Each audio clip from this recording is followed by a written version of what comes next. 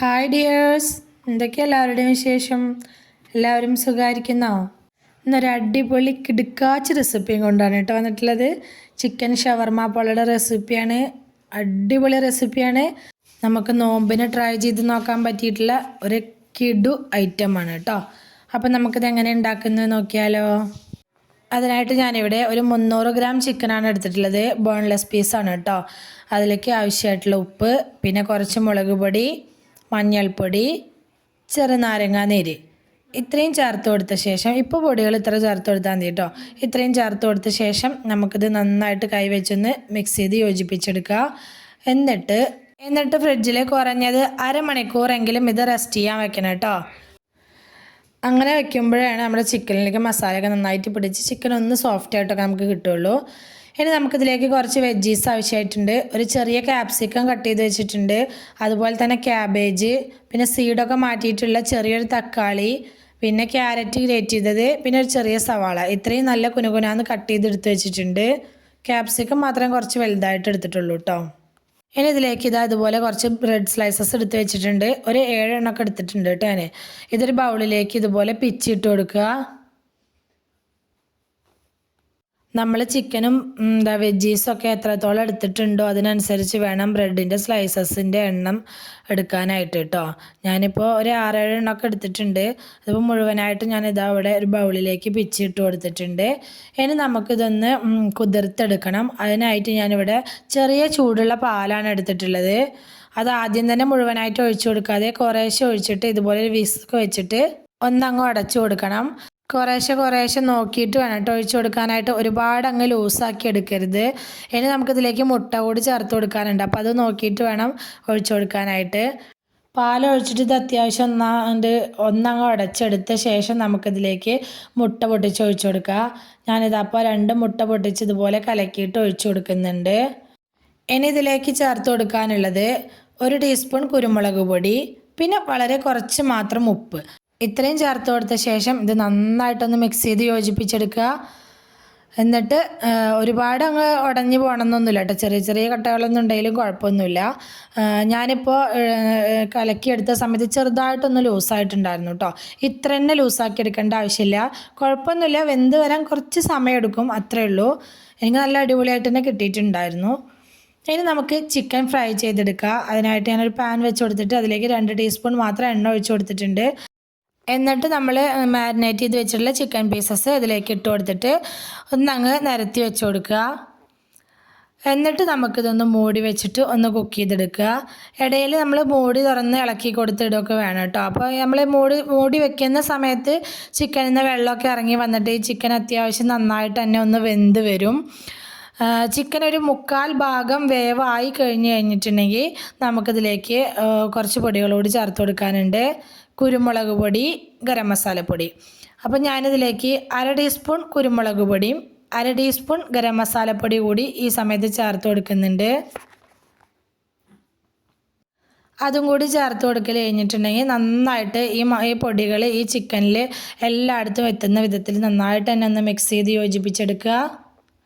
എന്നിട്ട് നമുക്ക് വീണ്ടും ഇതൊന്ന് മൂടി വെച്ചിട്ട് ഇതിൽ ബാക്കിയുള്ള വെള്ളമൊക്കെ ഒന്ന് വറ്റി ഈ ചിക്കൻ ഒന്ന് ഫ്രൈ ആയി വരുന്നത് വരെ നമുക്കിതൊന്ന് കുക്ക് ചെയ്തെടുക്കാം. അപ്പോൾ നമ്മുടെ ചിക്കനൊക്കെ അത്യാവശ്യം നന്നായിട്ട് തന്നെ വെന്ത് ഫ്രൈ ആയിട്ട് വന്നിട്ടുണ്ട്. എന്നാൽ ഒരുപാട് അങ്ങ് മൊരിയിച്ചെടുക്കേണ്ട ആവശ്യമില്ല കേട്ടോ. അപ്പോൾ അതിൻ്റെ സോഫ്റ്റ്നെസ്സൊക്കെ നഷ്ടപ്പെട്ടു പോകും. അങ്ങനെ ആവരുത്. അപ്പോൾ ഇത്രയേ ഉള്ളൂ. അതവിടെ മാറ്റി വയ്ക്കുക. ഇനി വേറൊരു ബൗൾ എടുക്കുക. എന്നിട്ട് നമ്മൾ കട്ട് ചെയ്ത് വെച്ചിട്ടുള്ള വെജീസൊക്കെ അതിലേക്ക് ഇട്ട് കൊടുക്കുക. തക്കാളി, സവാള, ക്യാരറ്റ്, ക്യാബേജ്, പിന്നെ ക്യാപ്സിക്കം. ഈ ക്യാപ്സിക്കത്തിൻ്റെ ടേസ്റ്റ് ഇഷ്ടമില്ല എന്നുണ്ടെങ്കിൽ അതൊന്ന് സ്കിപ്പ് ചെയ്യാം കേട്ടോ. പക്ഷേ ക്യാപ്സിക്കം ചേർത്ത് കൊടുക്കുമ്പോൾ നല്ലൊരു ടേസ്റ്റാണ് കേട്ടോ. എനിക്ക് പേഴ്സണലി ക്യാപ്സിക്കം നല്ല ഇഷ്ടമാണ്. ഇനി നമുക്കിതിലേക്ക് നമ്മൾ ഫ്രൈ ചെയ്ത് വെച്ചിട്ടുള്ള ചിക്കൻ ചേർത്ത് കൊടുക്കുക. മുഴുവനായിട്ട് ചേർത്ത് കൊടുക്കരുത്, ഒരു 1/4 ഭാഗം ചേർത്ത് കൊടുക്കുക. ബാക്കി കുറച്ച് അവിടെ മാറ്റി വയ്ക്കുക കേട്ടോ. അത് പിന്നീട് ആവശ്യമായിട്ടുണ്ട്. ഇനി നമുക്കിതിലേക്ക് മയോണൈസ് ചേർത്ത് കൊടുക്കണം. ഞാനിപ്പോൾ ഈ ഒരു ചിക്കൻ പോളയ്ക്ക് ആവശ്യമായിട്ടുള്ള മയോണൈസിന് ഞാൻ 2 മുട്ട കൊണ്ട് ഉണ്ടാക്കിയിട്ടുള്ള മയോണൈസാണ് കേട്ടോ ഉണ്ടാക്കിയിട്ടുള്ളത്. അത് ആദ്യം ഒരു 3-4 സ്പൂൺ ഞാൻ ചേർത്ത് കൊടുത്തിട്ട് ഒന്ന് മിക്സ് ചെയ്തെടുത്തിട്ടുണ്ട്. അപ്പോൾ ആദ്യം തന്നെ ചേർക്കുമ്പോൾ ഒരുപാട് അങ്ങ് ചേർത്തിട്ട് നമ്മളുടെ ഈ മിക്സ് ഒരുപാട് ലൂസായി പോകരുത്. അപ്പോൾ ആദ്യം ചേർത്ത് കൊടുത്തിട്ട് ഒന്ന് മിക്സ് ചെയ്തെടുക്കുക. ഇങ്ങോട്ട് പോരാന്ന് തോന്നുന്നുണ്ടെങ്കിൽ മാത്രം വീണ്ടും ചേർത്ത് കൊടുക്കുക കേട്ടോ. ഞാൻ വീണ്ടും 2-3 ടീസ്പൂൺ കൂടി ചേർത്ത് കൊടുത്തിട്ടുണ്ട്. എന്നിട്ട് മിക്സ് ചെയ്തെടുത്തതാണ്. ഇതപ്പം നമ്മുടെ മിക്സ് റെഡിയായി. ഇനി നമുക്കിത് സെറ്റ് ചെയ്തെടുക്കുക. ഇതിനായിട്ട് നമ്മൾ സ്റ്റവിൻ്റെ മുകളിലേക്ക് ഇതുപോലെ ഒരു പഴയ പാത്രമോ ദോശത്തവയോ എന്തെങ്കിലുമൊക്കെ വെച്ച് കൊടുക്കുക. എന്നിട്ട് ഇതുപോലെ കുഴിയുള്ളൊരു പാത്രം എടുക്കുക കേട്ടോ. ഈ പോളയൊക്കെ ഉണ്ടാക്കുമ്പോൾ കുഴിയുള്ള പാത്രത്തിൽ ഉണ്ടാക്കുമ്പോഴാണ് ഇത് കാണാനൊക്കെ നല്ല ഭംഗിയായിട്ട് ഉണ്ടാവുക കേട്ടോ. എന്നിട്ട് നമ്മൾ ഉണ്ടാക്കി വെച്ചിട്ടുള്ള ഈ മിക്സ് ഉണ്ടല്ലോ, പാല് ബ്രെഡിൻ്റെയൊക്കെ മിക്സ്, അത് പകുതിയിലും കൂടുതൽ ഇതിലേക്ക് ഒഴിച്ചു കൊടുക്കുക. എന്നിട്ടൊന്ന് ലെവൽ ചെയ്ത് കൊടുക്കുക. എന്നിട്ട് മൂടി വെച്ചിട്ട് ഒരു 2 മിനിറ്റ് കുക്ക് ചെയ്തെടുക്കുക. അതൊന്നങ്ങ് വെന്ത് കിട്ടാൻ വേണ്ടിയിട്ടാണ് കേട്ടോ. ഇതപ്പോൾ അതിൻ്റെ സൈഡ് വശമൊക്കെ അത്യാവശ്യം ഒന്നങ്ങ് ആയി വന്നിട്ടുണ്ട്. ഇനി നമുക്ക് ഉണ്ടാക്കി വെച്ചിട്ടുള്ള മസാലയുടെ മിക്സ് ഉണ്ടല്ലോ, അത് ഇതിൻ്റെ മുകളിലേക്ക് ഇട്ട് കൊടുക്കുക. എല്ലായിടത്തേക്കും ചിക്കനും വെജീസൊക്കെ എല്ലാ ഭാഗത്തേക്കും എത്തുന്ന വിധത്തിൽ ഇത് ഇട്ട് കൊടുക്കണം കേട്ടോ. നമ്മൾ ഉണ്ടാക്കി വെച്ചിട്ടുള്ളത് മുഴുവനായിട്ട് ഞാൻ ഇപ്പോൾ ഇതിൻ്റെ മുകളിലേക്ക് ഇട്ട് കൊടുക്കുന്നുണ്ട്. ഇതപ്പം മുഴുവനായിട്ട് ഇട്ട് കൊടുത്തിട്ടുണ്ട്. ഇനി നമുക്കിതിൻ്റെ മുകളിലേക്ക് കുറച്ച് മയോണൈസ് ചേർത്ത് കൊടുക്കണം. നമ്മൾ മാറ്റി വെച്ചിട്ടുള്ള മയോണൈസ് ഇതിനൊക്കെ വേണ്ടിയിട്ടാണ്. മയോണൈസ് അത്യാവശ്യം നല്ല രീതിക്ക് തന്നെ ചേർത്ത് കൊടുക്കണം കേട്ടോ. അപ്പം നമ്മൾ ഷവർമ്മയുടെ ടേസ്റ്റിലുള്ള പോളയാണല്ലോ ചെയ്തെടുക്കുന്നത്, അതുകൊണ്ടാണ് ഞാൻ ഇത്രയും മയോണൈസ് ചേർത്ത് കൊടുത്തിട്ടുള്ളത്. അപ്പോൾ അതൊക്കെ ഓരോരുത്തരുടെ ഇഷ്ടത്തിനനുസരിച്ച് എത്രത്തോളം വേണം അതിനനുസരിച്ച് ചേർത്ത് കൊടുക്കുക കേട്ടോ. ഞാനിപ്പോൾ അത്യാവശ്യം ചേർത്ത് കൊടുത്തിട്ടുണ്ട്. ഇനി ഇതിൻ്റെ മുകളിലേക്ക് നമ്മൾ ആദ്യം ഒഴിച്ച ബാറ്ററിൻ്റെ കുറച്ച് മാറ്റി വെച്ചിട്ടുണ്ടായിരുന്നില്ലേ, അത് വീണ്ടും ഒഴിച്ചു കൊടുക്കുക. എന്നിട്ട് വീണ്ടും അതൊന്ന് ലെവൽ ചെയ്ത് കൊടുക്കുക. അതെല്ലാ വശത്തേക്കും എത്തുന്ന വിധത്തിൽ നന്നായിട്ടൊന്ന് ലെവൽ ചെയ്തെടുക്കണം കേട്ടോ. അങ്ങനെ ലെവൽ ചെയ്തെടുക്കൽ കഴിഞ്ഞ ശേഷം ബാക്കിയുള്ള കുറച്ച് മയോണൈസ് കൂടി നമുക്കിതിൻ്റെ മുകളിലേക്ക് ഒഴിച്ചു കൊടുക്കണം. എന്നിട്ട് ആ മയോണൈസ് എല്ലാ ഭാഗത്തേക്കും എത്തുന്ന വിധത്തിൽ സ്പൂണോ എന്തെങ്കിലും വെച്ചിട്ട് നമ്മൾ ഇതുപോലെ ഒന്നിങ്ങനെ സ്പ്രെഡ് ചെയ്ത് കൊടുക്കുക കേട്ടോ. അതായത് മയോണൈസ് എല്ലാ ഭാഗത്തേക്കും എത്തണം. ആ വിധത്തിൽ വേണം ഇതിങ്ങനെ സ്പ്രെഡ് ചെയ്തെടുക്കാനായിട്ട്. ഞാനിപ്പോൾ ഇത് എല്ലായിടത്തേക്കും എത്തുന്ന വിധത്തിലാക്കി എടുത്തിട്ടുണ്ട്. ഇനി നമ്മൾ ആദ്യം മാറ്റി വെച്ചിട്ടുള്ള ചിക്കൻ പീസസ് വീണ്ടും ഇതിൻ്റെ മുകളിലേക്ക് ഇട്ട് കൊടുക്കുക.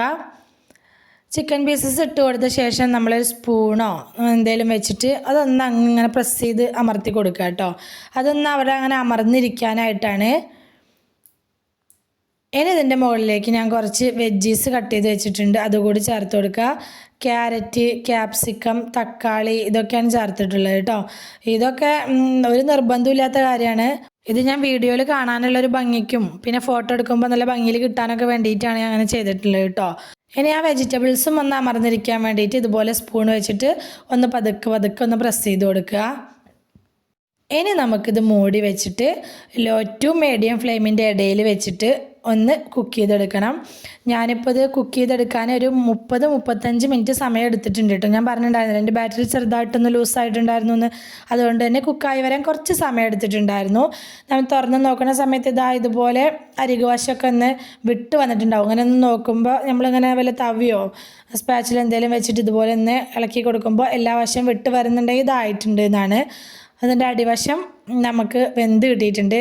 ഇനി നമുക്കിത് മുകൾ വശം വേവിച്ചെടുക്കാൻ വേണ്ടിയിട്ട് ഇത് വേറൊരു പാനിലേക്കാണ് ഞാൻ തിരിച്ചിട്ട് കൊടുക്കുന്നത് കേട്ടോ.